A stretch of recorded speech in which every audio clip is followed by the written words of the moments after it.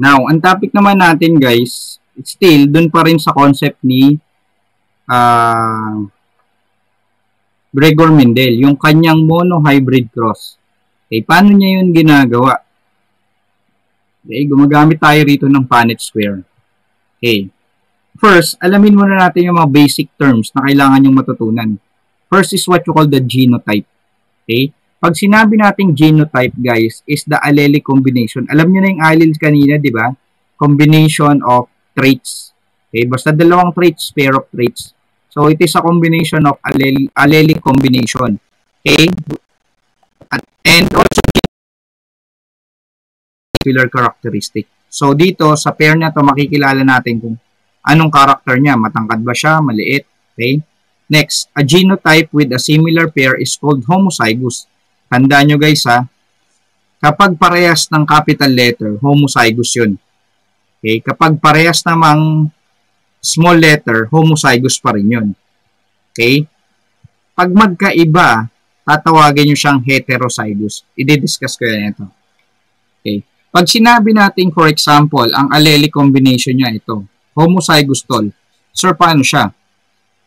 They are both capital letters. Okay? Homozygous kasi, capital letter sila. Okay? So, ano sir ang makukuhang traits? Siyempre, makukuhang traits yung dominant. Eh, pares naman yung tol, dominant. Kaya, homozygous tol. Okay, next. Heterozygous, kagaya ng sinabi ko kanina. Pag sinabi nating heterozygous, magkaiba ng trait, ng letter. Small and capital and small letter. Okay? Yung capital letter represents yung dominant traits. Okay? Ito yung allelic combination niya ng genotype. Yung small letter is the recessive traits o ito yung tinatagong traits. Okay, ito, capital letter is tall, yung small letter T is dwarf or short. Okay? Pero babasahin nyo to as heterozygous. Ibig sabihin magkaiba, pero ang kukunin yung traits pa rin ay tall. So yun, tall. Kaya heterozygous tall. Ito naman, homozygous short. Ibig sabihin, homo dahil parehas sila, pero parehas silang recessive traits. Okay, tandaan nyo guys ha, homozygous, tall, parehas, capital letter. Heterozygous tall, magkaiba, pero dominant traits ang kinukuha natin. Homozygous short, no choice. Kunin mo na yung short. Okay? Another thing, aside from genotype, yung tinatawag nating phenotype. Ito yung phenotype, napakasimple lang. It is the physical appearance. Kung ano nakikita mo, yun yung phenotype mo. Halimbawa, may kaklase ka, nakita mo, ay matangkad siya. Ayun yung phenotype niya. Ay, kulot. Phenotype niyan, maitim, maputi. Yun yung phenotype niya. That is what you call physical appearance or phenotype.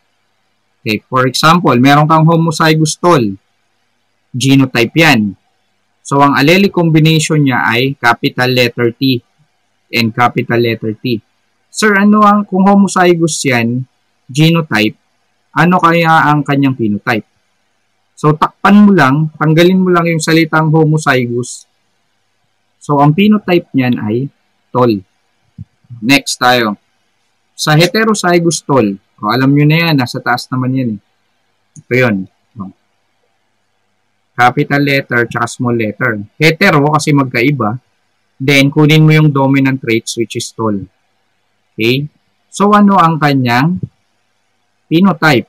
So, sabi ko sa inyo, takpan nyo lang kung ano yung homo-hetero, lalabas yung phenotype. Tall pa rin siya. Sir, paano po ito? Homozygous short. O, takpan nyo lang yung homozygous. Okay? So, ang lalabas sa inyo ay short. Okay? Ganun lang siya guys ha. Tandaan nyo kasi gagamitin natin yan. For example, meron tayong problem. Ganito. Gagamit tayo ng tinatawag na Punnett square. A garden pea plant with a heterozygous gene pair for tall and cross with a garden pea plant with homozygous gene pair for tall. O, hetero yung isa. Okay. O, hetero. Ibig sabihin magkaiba. Yan. Capital letter T, small letter T. Sir, paano naman po yung homozygous tall? Ibig sabihin nun, parehas na capital letter kasi homozygous tall. Magko-crossbreed lang tayo, parang sa multiplication table nyo. Pag kinumbay nyo to, yung capital letter T tsaka capital letter T, yan lalabas. Yan yung allelic combination niya, or what you call the genotype. Okay, ito naman, pag kinumbay natin, ganun din lalabas. Ito, pag kinumbay natin, capital T, small letter T.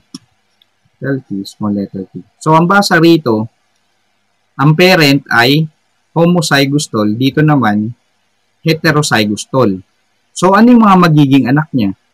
Ang magiging anak ay homozygous tall, homozygous tall, heterozygous tall, heterozygous tall.